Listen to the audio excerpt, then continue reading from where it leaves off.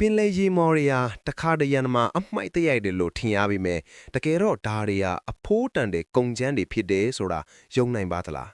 ကျွန်တော်တို့စားနေကြတဲ့ပင်လေရေမော်ပြားတွေကိုပင်လေတွေကပိုက်ကွန်တွေမှာမွေးမြူထားတဲ့ porphyra လို့ခေါ်တဲ့စားသုံးလို့ရတဲ့ရေမော်နီတစ်မျိုးကနေထုတ်လုပ်တာဖြစ်ပါတယ်ဒါပေမဲ့ပင်လယ်တွေကရေမော်တွေကိုကျွန်တော်တို့စားသုံးနေတဲ့အချက်ပြားလေးတွေဖြစ်လာဖို့ကတော့အတော်လေးရှုပ်ထွေးတဲ့အဆင့်ဆင့်ကိုဖြတ်ကျော်ရပါတယ်ပထမဆုံးအဆင့်ကတော့ရိတ်သိမ်းခြင်းပါဒီရေကျသွားပြီးပိုက်ကွန်တွေပေါ်လာတဲ့အခါမှာအလုတ်သမားတွေကပြင်ကြားတွေကိုတုံးပြီးရေမော်တွေကိုဂယုတစိုက်ချစ်ယူကြရပါတယ်အချိန်ကြာသွားရင်ရေမော်တဲ့အရေအသွေးကျဆင်းသွားနေတာကြောင့်အလွန်မြန်မြန်ဆန်ဆန်လှုပ်ဆောင်ကြရပါတယ်လက်လက်ဆက်ဆက်ရိတ်သိမ်းထားတဲ့ရေမော်တွေမှာပင်လေရေသေးနဲ့တခြားအညစ်အကြေးတွေပါဝင်နေတာကြောင့်အကျဉ်းချင်းစီးကြောတန့်စင်ပြီးနောက်တစ်ဆင့်အတွက်ပြင်ဆင်ကြပါတယ်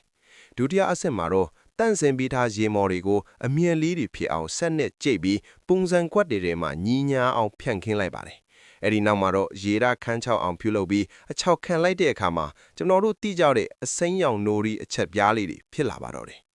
နောက်ဆုံးအဆင့်မှာတော့အဲ့ဒီအချောက်ခံပြီးသားအချက်ပြားတွေကိုပြားချက်သွားအောင်ဖိညက်တဲ့စံတက်မှထားတဲ့အရွယ်စားတွေအတိုင်းဖြတ်တောက်တဲ့အမျိုးအစားခွဲခြားပြီးထုတ်ပိုးလိုက်တဲ့အခါမှာတော့တင့်သမင်းဝိုင်းစီရောက်ရှိဖို့အစင်တင့်ဖြစ်သွားပါပြီခင်ဗျာ